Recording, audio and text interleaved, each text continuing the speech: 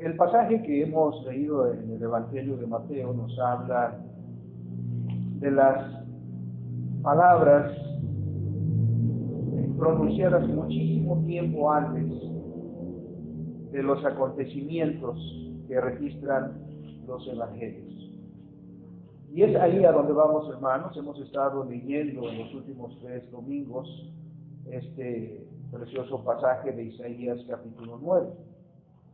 Así que vamos a este capítulo, que es el capítulo de base para nuestra reflexión el día de hoy.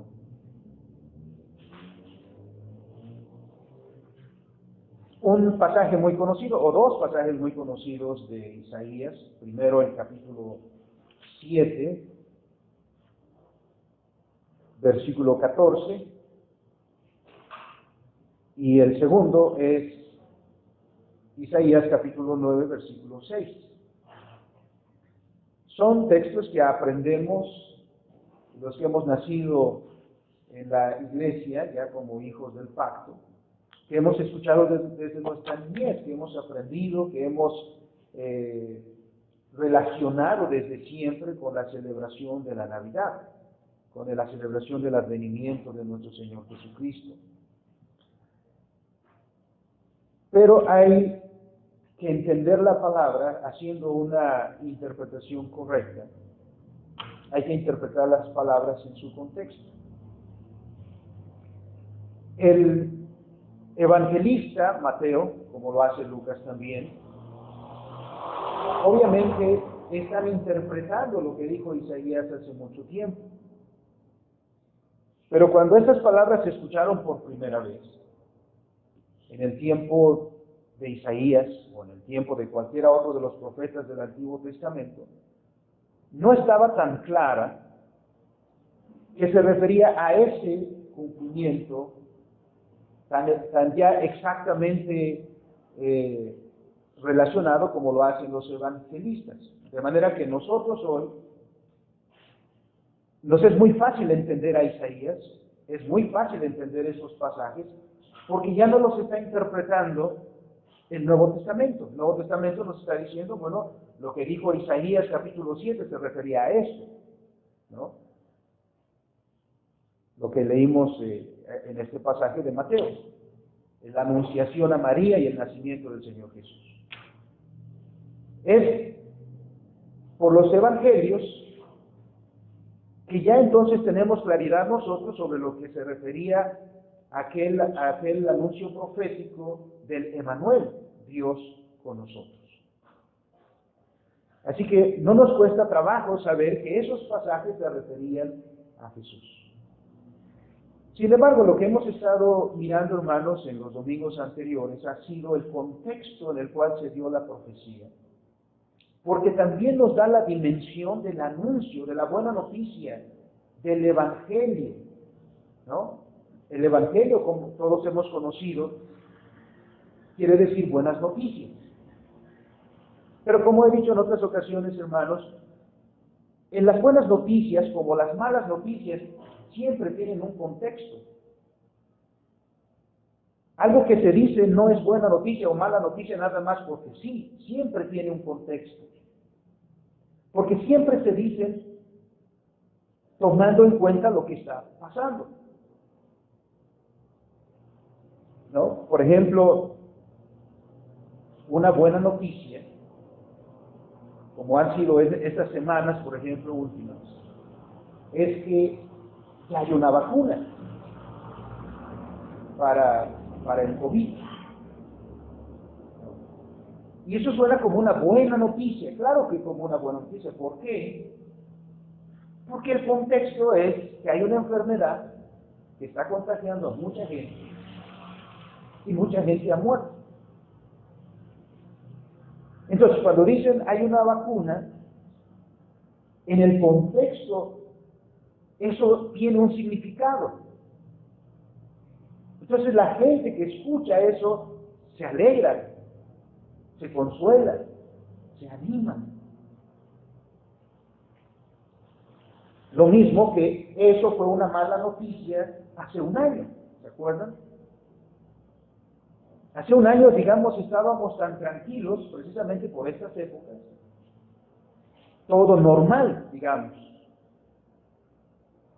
Y comienzan a decir que por allá en China había una situación difícil. Pero ¿quién de nosotros se preocupó al escuchar que algo estaba sucediendo en el otro lado del mundo? Ninguno de nosotros. Pero ¿qué tal 2 meses después? ¿Qué tal a principios de año, cuando ya comenzamos a escuchar que la enfermedad también estaba de este lado?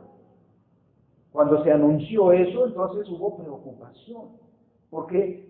Porque esos eran malas noticias. Entonces, las malas noticias, las buenas noticias, siempre tienen un contexto. Para que se entiendan, siempre necesitan ser contextualizadas. Lo mismo el advenimiento del Señor Jesucristo. No se trata de que el Señor Jesucristo vino ya. No se trata de que un niño nació en Belén y ya. Sino ¿por qué? ¿Por qué es una buena noticia? ¿Cuál es el contexto de ese advenimiento? Y bueno, estas palabras del profeta, que fueron dadas precisamente en ese contexto de profecía, tenían un significado en aquel tiempo, para la gente de aquel tiempo, que estaba sufriendo una situación difícil. Espero, hermanos, que hayan leído el contexto que iniciamos el domingo pasado, ¿no? ¿Por qué? Porque la profecía de Isaías se da en un contexto. Precisamente, ustedes ven cómo comienza el libro de Isaías. Dice, visión de Isaías, hijo de Amós, el cual vio acerca de Judá y Jerusalén en días de Usías, Jotam, Acaz y Ezequías, reyes de Judá. Ese es el contexto.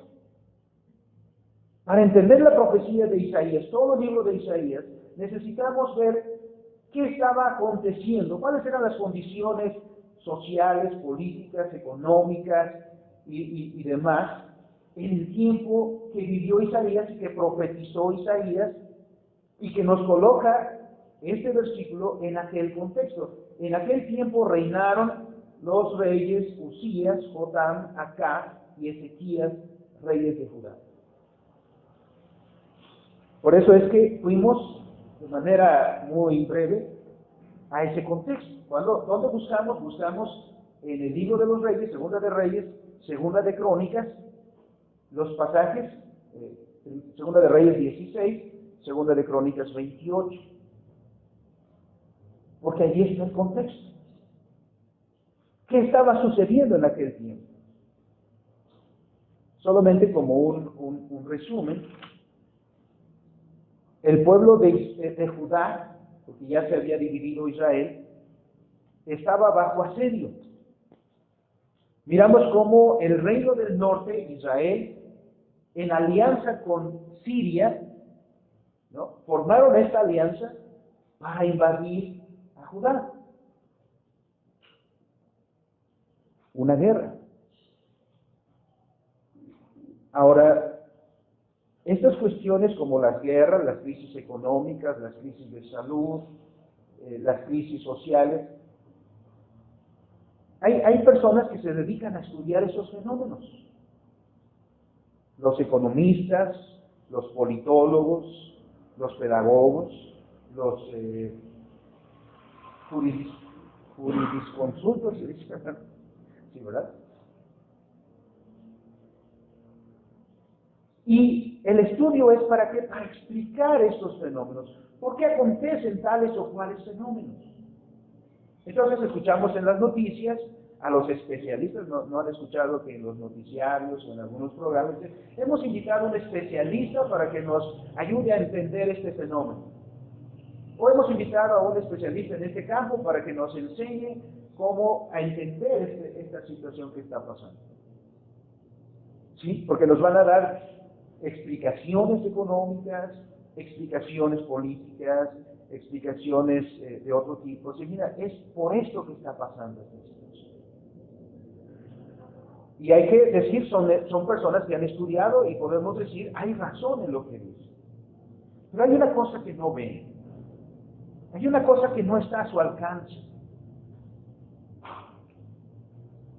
que es ver que detrás de todos estos acontecimientos políticos, sociales, económicos y de toda índole,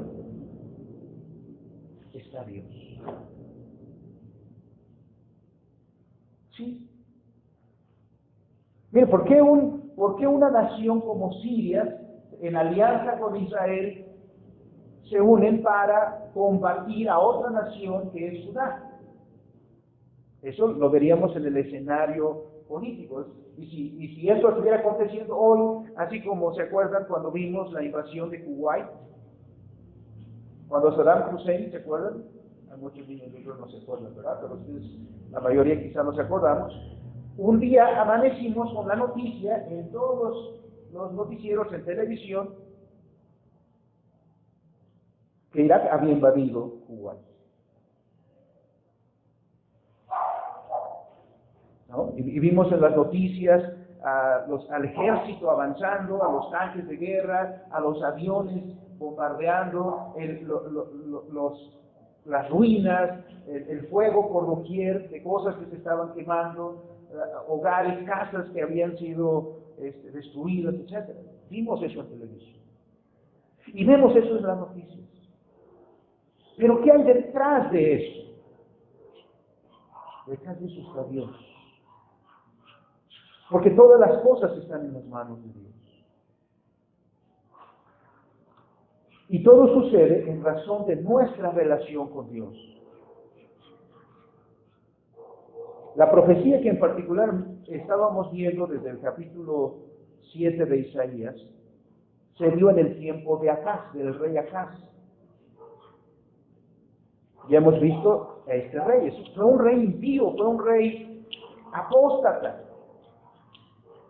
que aún en medio de todo su sufrimiento, de toda esta destrucción que significó esta invasión, no buscó ayuda en Jehová.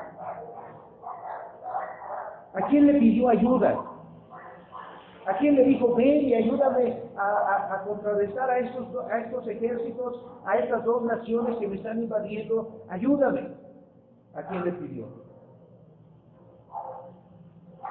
¿A Dios? No. Buscó ayuda de un pagano. A una nación también poderosa le dice, ven y ayúdame. Y para lograr su ayuda, desmanteló el templo del Señor. La Escritura nos dice que, por ejemplo, la fuente, que era donde se lavaban los sacerdotes, que estaba en el atrio del templo, fue desmontada. Y otros utensilios fueron sacados para congraciarse con ese rey y que viniera en su ayuda. Y aquí es donde Dios responde. No es que Acaz buscó a Dios, es que Dios buscó a Acaz. Es que Dios le dijo a Isaías, levántate y sal al encuentro del rey, porque le vas a decir ya vimos el capítulo 7. Pero el capítulo 8 de Isaías, que vamos a pasar muy rápido, hermanos, dice el versículo 5. Bueno, hay dos partes aquí, porque el versículo 1 dice, y me dijo Jehová, y luego el versículo 5 dice, otra vez volvió Jehová a hablarme. Entonces son dos mensajes que Dios le está dando a Isaías para que lo anuncie. El primer mensaje es, toma una tabla grande y escribe en ella con caracteres legibles tocante a Maher Shalal Hashbaz. Y junté conmigo por testigos fieles al sacerdote Urías y a Zacarías, hijo de Berequías. Y me llegué a la profetisa, la cual consiguió y dio a luz un hijo, y me dijo Jehová, ponle por nombre Maher Shalal Hashbaz. Porque antes de que el niño sepa decir, Padre mío y Madre mía, será quitada la riqueza de Damasco y los despojos de Samaria delante del rey de Asiria. Dios está profetizando que vendrá una catástrofe. La siguiente palabra, otra vez volvió Dios a decir, por cuanto desechó este pueblo las aguas de Siloé, un manantial, dice, que corre mansamente, y se regocijó con Rezín y con el hijo de Remalías. He aquí, por tanto, que el Señor hace subir sobre ellos aguas de ríos impetuosas y muchas. Esto es, el rey de Asiria, aquí está usando una metáfora, ¿no?, de manera de los ríos, porque esos venían de los ríos Tigris y Éufrates, ¿no? Y dice que se refiere a eso, esta ilustración de las aguas del río que corren. En nuestro país hemos visto eso, hermanos, y hoy hemos estado quizá viendo las noticias, y hay lugares donde hay inundaciones, donde las lluvias son tan torrenciales que los ríos crecen mucho, y cuando los ríos crecen llevan una corriente. ¿Han visto cómo llevan todo a su paso? Si hay puentes, arrasan con los puentes. Cómo hay deslaves en las montañas, cómo en las carreteras hay obstrucciones a causa de los deslaves también. Bueno, eso es lo que está diciendo. Ahora, esto es una metáfora para decir que el Señor va a traer al rey de Asiria con todo su poder. Y este rey va a venir como esta imagen nos dejan los ríos, ¿no?, con mucho poder, con mucho ímpetu, para invadir al pueblo de Dios. Dice, el cual subirá sobre todos sus ríos y pasará sobre todas sus riberas, y pasarán hasta Judá, inundarán y pasarán adelante, y llegarán hasta la garganta, y extendiendo sus alas, llenará la anchura de su tierra, oh Emanuel.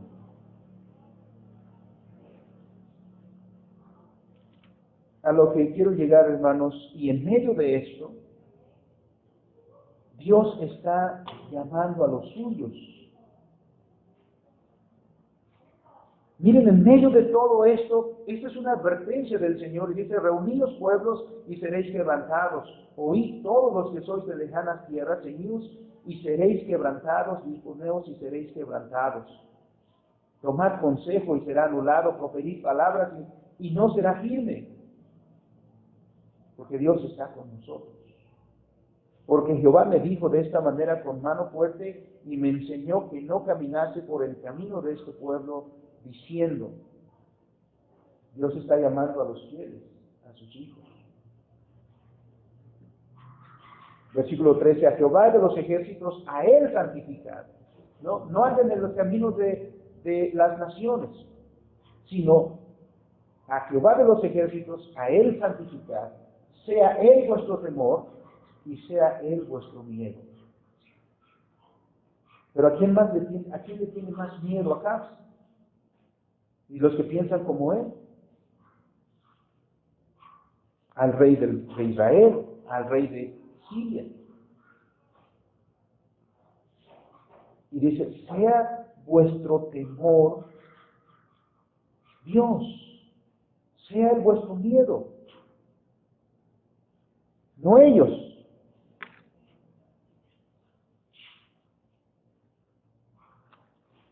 Llegando al final de este capítulo 8, hermanos, es toda una invitación a venir a Dios, a pensar en Él, a que en medio de los tiempos difíciles busquemos a Dios y no ayuda lejos de Dios.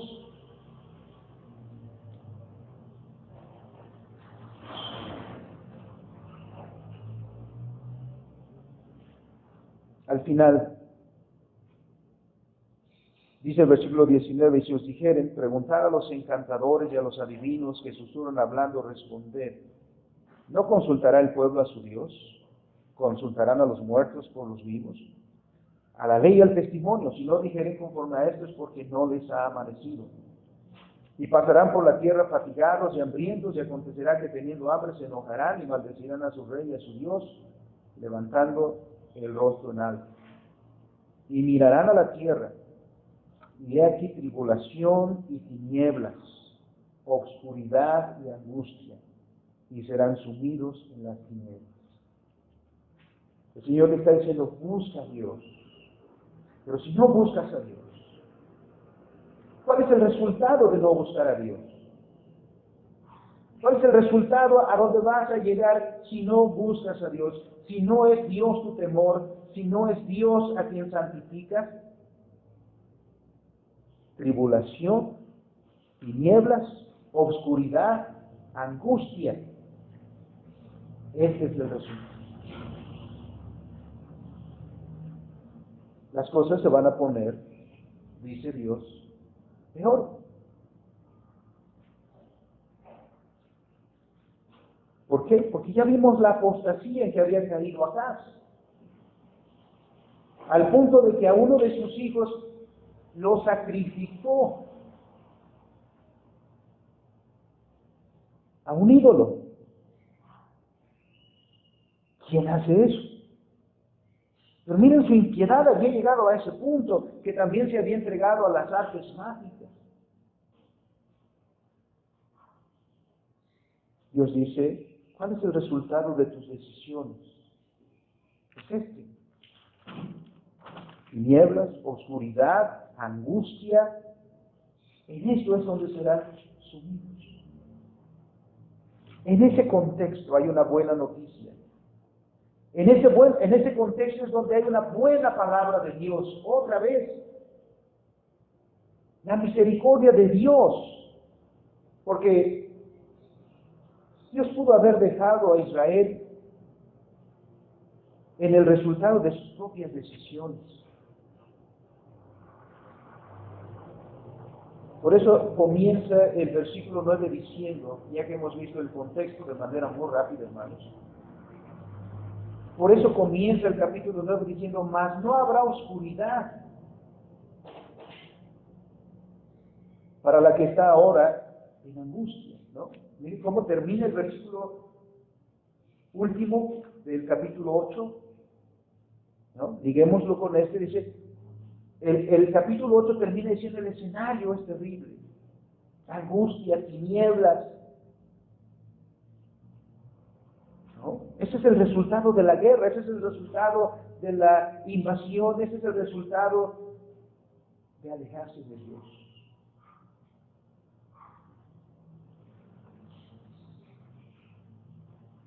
Porque Israel, porque Judá, habían prosperado grandemente,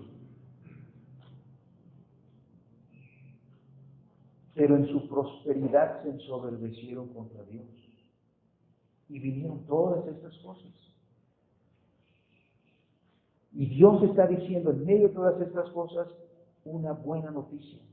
Mas no habrá siempre oscuridad para la que está ahora en angustia. Para estos que sufren, para esos que están en medio de esa situación, no habrá siempre. Esta es una buena noticia ya de principio, porque dice, no habrá siempre. Es decir, eso implica, se va a terminar, tiene un límite. ¿No, hermanos? Cuando uno está en angustia, uno no sabe cuándo va a terminar. Cuando uno está en tristeza, cuando uno está en una situación difícil, dicen que el tiempo o las situaciones son relativas, ¿no? Cuando estamos disfrutando de algo, por ejemplo, 10 minutos se hacen como nada. Pero cuando las cosas van difíciles, 1 minuto se hace una eternidad. ¿Hasta cuándo? La angustia es tan grande que la primera palabra de Dios es, no es para siempre.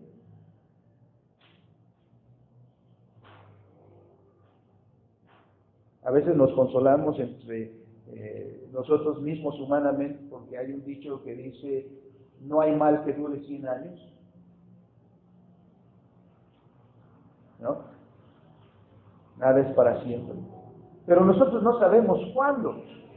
El que da esta palabra es Dios, y Dios está diciendo, no es para siempre. La situación, esta situación a la que te ha llevado, no es para siempre. Dice, para la que está ahora en angustia, tal como la aflicción que vino en el tiempo, que livianamente, que apenas si tocaron, hacia el norte, a la tierra de Zabulón y la tierra de Neftalí. pues al fin llenará de gloria el camino del mar en aquel lado del Jordán, en Galilea de los gentiles. Y en ese contexto, en esas tinieblas, dice, el pueblo que andaba en tinieblas.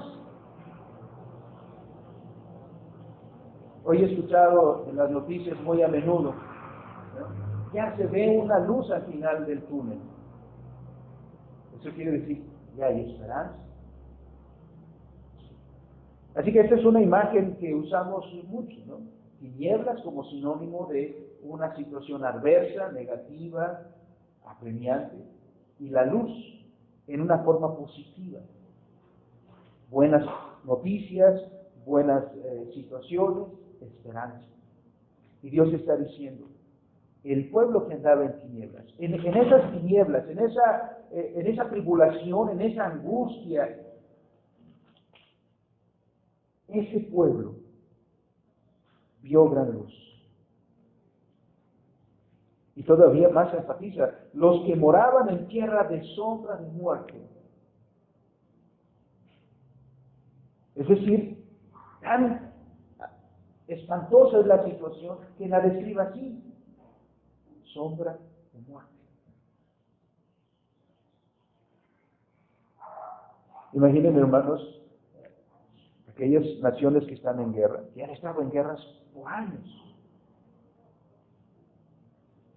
que no saben a qué horas va a haber un bombardeo, que no saben a qué horas va a haber un ataque, que los ataques vienen repentinamente. Diríamos, en esa situación la gente suele decir que la vida pende de un hilo. Es incierta. Bueno, pues está describiendo una situación así, una situación terrible. Pero en eso, en medio de esa situación, Dios está dando palabras de esperanza. Ahí están las buenas noticias. Eso es lo que le da buenas noticias para aquella gente que en el tiempo de Acaz estaba sufriendo todas esas terribles situaciones a causa del liderazgo de un rey como este. Sí. Porque no solamente el rey sufría, todos. Esos son los peligros del liderazgo. Las consecuencias de la apostasía eran para todos. Aún aquellos piadosos que había en medio del pueblo sufrían las consecuencias de esta situación. Pues entonces la palabra de Dios viene ahí. Y en medio de ese contexto dice la palabra, multiplicaste la gente, aumentaste la alegría, se alegrarán delante de ti como se alegran en la siega, como se gozan cuando reparten despojos. Miren las palabras de esperanza.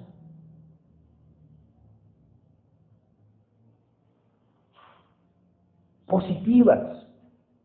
Dios está anunciando cosas buenas en medio de las situaciones adversas que se están viviendo. Y para una nación agrícola, hermanos, estas son buenas noticias.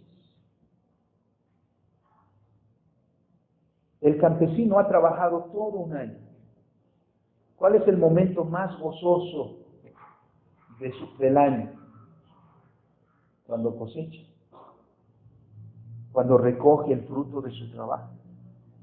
Ese es un día de fiesta. ¿Se acuerdan del libro de Esther? ¿Qué sucedió con Amós cuando recogió toda su cosecha? Al final es una fiesta. Por supuesto, se alegra, está gozoso, está contento. Dios está diciendo ahora aquí que Él traerá esa alegría, una alegría como esa. Porque Dios está dando las promesas del advenimiento de un rey. Multiplicaste la gente, aumentaste la alegría. ¿Quién es el que aumenta la alegría? Dios. Se alegrarán delante de ti como se alegran en la siega, dice, como se gozan cuando reparten despojos. ¿Por qué va a haber alegría? ¿Por qué Dios anuncia ese gozo? Cuando ahora se duelen, cuando ahora se angustian, cuando ahora están en esa situación de sombra de muerte. Porque Dios, dice el versículo 4, los va a liberar. Dice, porque tú quebraste su pesado yugo y la vara de su hombro y el cetro de su opresor como en el día de Madián. ¿Quién los va a liberar? ¿Quién va a traer? Eso en primera instancia para ellos se refiere a liberación política. ¿Quién los va a liberar de eso? Del yugo de esas naciones que los han subyugado, que los han conquistado, que los han sometido. ¿Quién los va a librar? Dios está diciendo, yo te voy a librar. Yo voy a quebrantar su yugo. Yo te voy a librar del opresor. Y Dios ha hecho eso muchos años, muchas veces. Israel debería saberlo. ¿No quebró Jehová el yugo de los egipcios sobre los israelitas? ¿Y los israelitas salieron? ¿No Dios iba delante de ellos en el desierto y los libró de los reyes que quisieron acabar con ellos en ese trayecto? ¿No fue Dios quien les entregó la tierra prometida? ¿No es Él que iba delante de ellos como el príncipe de los ejércitos de Jehová le dijo a Josué?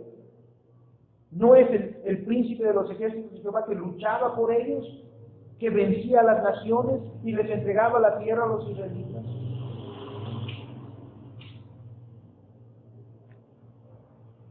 Pero tenemos que aprender eso, que es Dios que nos libera, es Dios que produce la alegría, una alegría como esta a causa de romper el yugo al cual estábamos sometidos.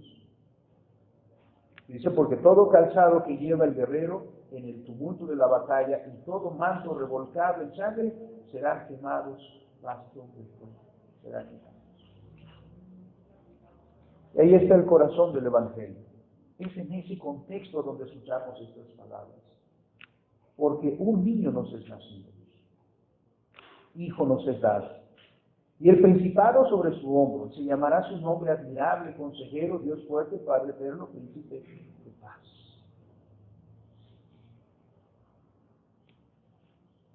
¿Qué había sido Acaz? Un rey, un líder necio, un líder insensato. ¿Qué es lo que trajo su reinado como resultado al pueblo de Dios? Desastres, muerte, esclavitud, ausencia de paz, tribulación, angustia. Eso es lo que trajo Acaz. Eso fue el resultado de sus decisiones. ¿Cuántas veces, hermanos, no una familia, los hijos sufren por las decisiones de sus padres? Gimen por las decisiones de sus padres. ¿Cuándo no un pueblo gime por las decisiones de sus gobernantes? De aquellos que tienen la capacidad, el poder de las decisiones que van a llevar al pueblo a uno o a otro lado.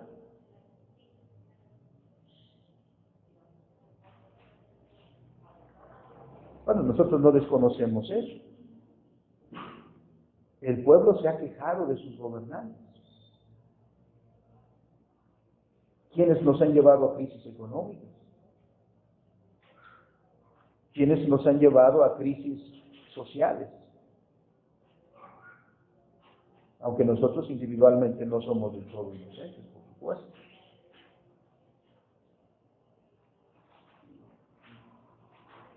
Pero Israel en ese contexto puede estar, el pueblo de Dios puede estar pensando, mira este rey a dónde nos lleva.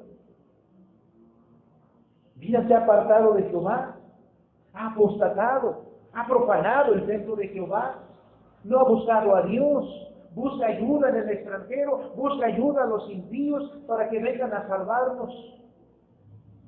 Seguro muchos votan por él y muchos le aplauden y dicen sí, Hay otros que se duermen y dicen, mira lo que está pasando.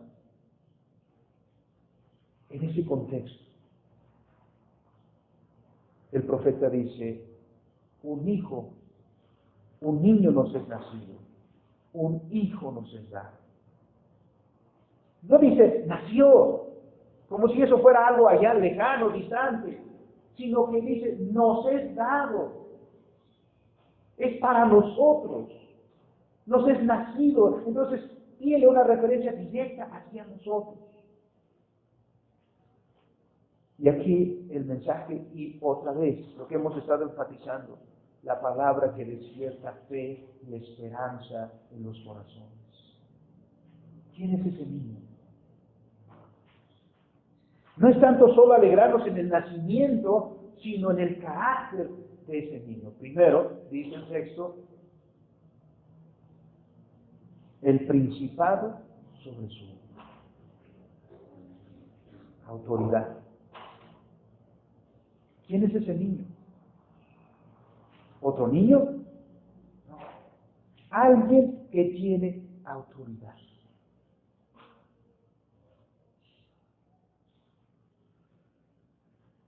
A veces nos sentimos impotentes ante los problemas, ¿no? A veces decimos, hubiera sido esto, pero nosotros no tenemos el poder. Pero el Señor nos da a alguien que viene con el poder, con la autoridad.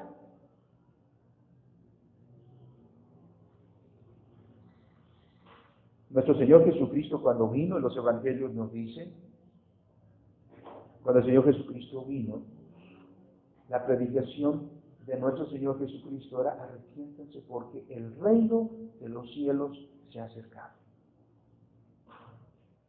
Y después en su resurrección diría: toda potestad me es dada en el cielo y en la tierra. Un hijo nos es dado. Un niño nos es nacido. Y tiene autoridad. Es rey. Pero además se llamará su nombre admirable, consejero. Es decir, asombroso, sabio, que nos da el consejo de Dios. Porque son los consejos insensatos de alguien que no conoce a Dios quien ha llevado al hombre a la ruina, que ha llevado a una nación a la ruina, como la que describen las Escrituras acerca de este pasaje. ¿Por qué están en angustia? ¿Por qué están en sombra de muerte? ¿Por qué están en tristeza, en esa etapa sombría? ¿Quién los llevó allí? ¿Por qué están ahí? Por el liderazgo impío. Porque lejos de llevarlos a Dios, lejos de entender la voluntad de Dios, quiso actuar bajo sus propios términos. Ahí está el resultado. Eso fue desde el primer momento en la historia de la humanidad, cuando nuestros primeros padres no quisieron escuchar la palabra de Dios y desobedecieron. Y la desobediencia de nuestros primeros padres trajeron como resultado nuestra miseria.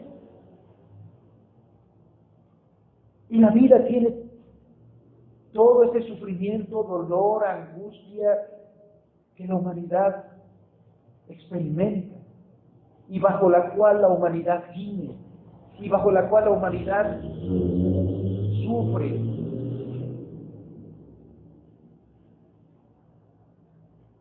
Y bajo cuyo peso en la humanidad dice: ¿hasta cuándo se va a acabar eso? ¿Hasta cuándo estaremos sufriendo? ¿Hasta cuándo estaremos en angustia? ¿Hasta cuándo estaremos muriendo? Hasta que vuelvas a Dios. Y la buena noticia es que Dios te da un consejero admirable, sabio,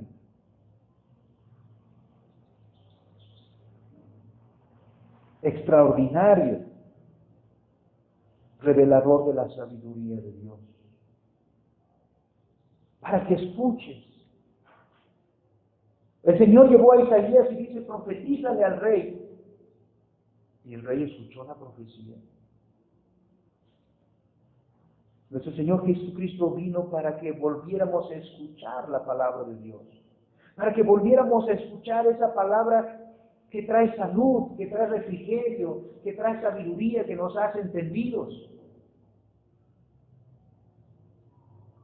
Pero no solo es Dios fuerte. Ya el capítulo anterior, capítulo 7 que leímos, y el capítulo 8 hablan de Emmanuel, Dios con nosotros. Dios fuerte.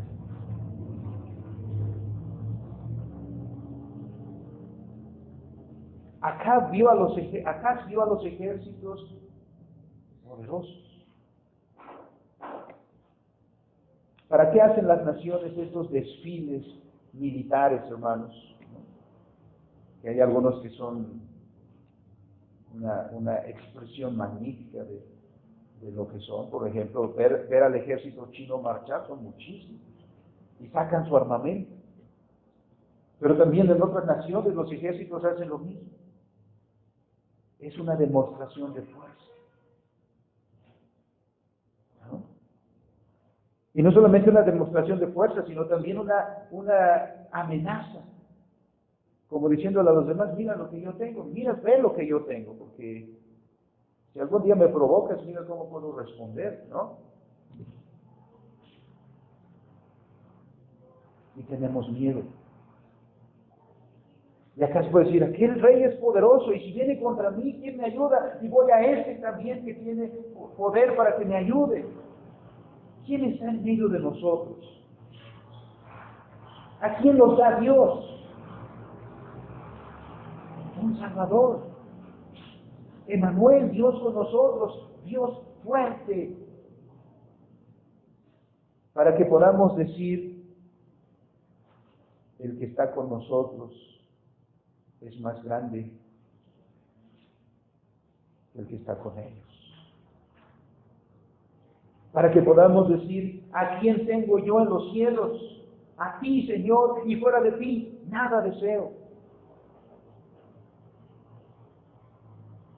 Esas palabras por eso alientan. Cuando las cosas se ponen más oscuras, cuando el panorama parece ser el más adverso, cuando parece no haber más esperanza, es cuando la palabra de Dios viene y dice, el versículo 7 resume, el celo de Jehová de los ejércitos. Porque si no lo hace Dios, hermanos, ¿quién de nosotros lo hará? Si no es Dios, ay de nosotros. Si no es Dios por nosotros, entonces estamos perdidos. Si no es Dios por nosotros, entonces no hay esperanza.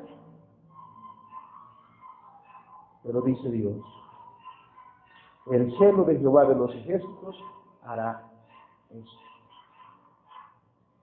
Pero además nos dice que es Padre eterno.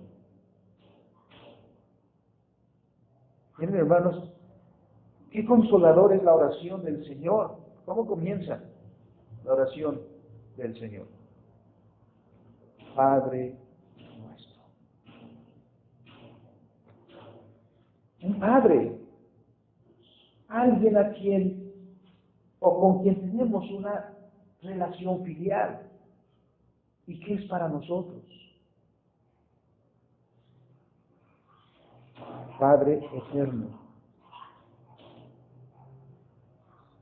Eso significa que ese niño que tiene autoridad, ese niño que es sabio, que conoce la voluntad del Padre y que nos la pronuncia a nosotros, cuida de nosotros. Nuestro Señor Jesucristo diría, si su hijo le pide pan, no son tan ingratos para darle una piedra, y si le pide pescado, no son tan malvados para darle una serpiente. Si ustedes, siendo malos, sabéis dar buenas dádivas, cuanto más vuestro Padre que está en los cielos. Y eso da seguridad, hermano.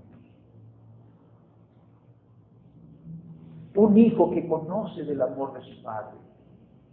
Un hijo que conoce de todo ese afecto, ese cariño que su padre tiene por él, puede vivir seguro.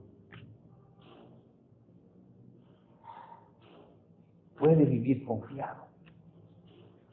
Porque su padre tendrá cuidado de él. ¿Qué es lo que está diciendo Dios aquí? Nos da un rey que tendrá cuidado de nosotros. ¿No dijo el Señor Jesucristo? Nadie las arrebatará de mi mano. Príncipe de paz.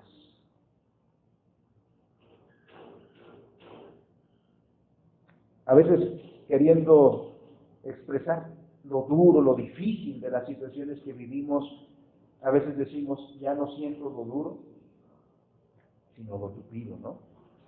Si con esa frase queremos decir, ya estamos agobiados porque una tras otra, tras otra, tras otra. Ya pedimos esquina, decimos, ¿no? Ya pedimos paz. Pues imagínense aquellos, en aquella situación que hemos descrito. El Señor les anuncia, será príncipe de paz. El Señor Jesucristo cuando vino dijo, yo no he venido a traer paz como el mundo la da. Yo he traído paz de Dios, esa paz que yo les doy, esa reconciliación con Dios, ese shalom que invade el corazón, que le da certeza, que le da seguridad.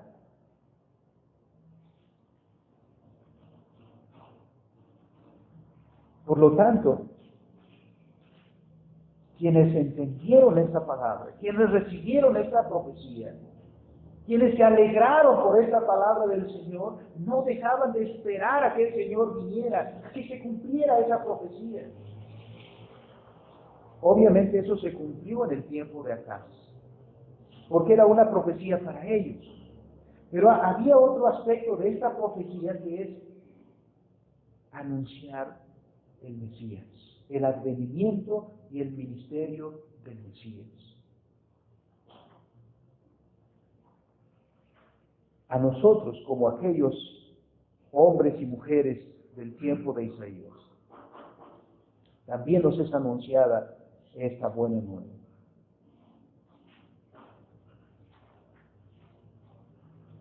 Porque aunque las cosas vayan bien en algunos aspectos, la humanidad está sumida en miseria.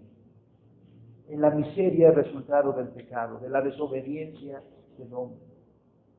Y la vida está llena de todas estas situaciones que duelen, que sufrimos, de angustia, de tribulación,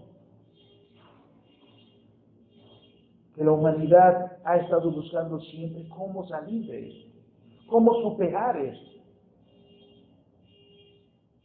Hambres, guerras, enfermedades, pandemias, muertes, problemas sociales, problemas políticos, problemas de todo tipo. El Señor dice que para eso ha venido el Mesías. Y ha venido ya nuestro Señor Jesucristo. Pero aún nosotros, que ya hemos sido reconciliados con el Señor, padecemos de todas estas cosas. Muchos hermanos me llaman y me preguntan, pastor, estoy pasando esto y esto y esto y esto y esto. Ya no puedo más. ¿Hasta cuándo? ¿Hasta cuándo el Señor va a tener misericordia de mí? ¿Hasta cuándo el Señor va a quitarme este peso?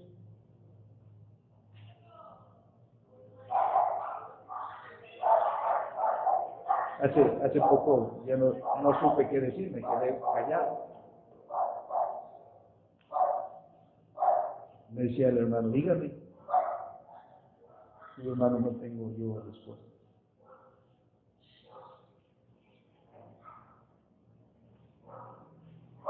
Eso solo Dios lo sabe. Oremos a Dios, pidamos a Dios. Pero así como en el Antiguo Testamento, anhelaban aquellos hombres y mujeres piadosos que se cumpliera esta palabra, que llegara el príncipe de paz, que llegara Dios fuerte, admirable, consejero, Padre eterno, que llegara este Hijo que nos es dado, este niño que nos es nacido. Ahora nosotros no estamos esperando un nacimiento, porque el mundo se convulsiona, el mundo está precisamente siendo convulso en nuestros tiempos, como dice Romanos 8, gime, y nosotros con ella, porque estamos esperando el advenimiento de nuestro Señor Jesucristo. ¿Cuándo? No sabemos. Pero lo que la Escritura sí dice es que cuando el Señor Jesucristo venga por segunda vez, entonces finalmente el pecado será quitado. Y cuando sea quitado el pecado, también las consecuencias serán quitadas. Por eso la Biblia describe aquel momento y lo que vendrá como nuevos cielos y nueva tierra. Esperemos, hermanos, con paciencia, pero mantengámonos en la palabra de Dios, que es la que despierta nuestra fe y nuestra esperanza. Porque aunque mucha gente en estos tiempos celebre Navidad, no ha entendido de lo que significa, no tiene esperanza, no tiene fe. La Navidad simplemente es una época de hacer una fiesta. Y miren, cuando nos hablaron de esta situación en la que nos encontramos ahora, los noticieros decían que la gente corrió a los centros comerciales, la gente corrió a comprar. ¿Qué es Navidad? Una fiesta, comer, beber.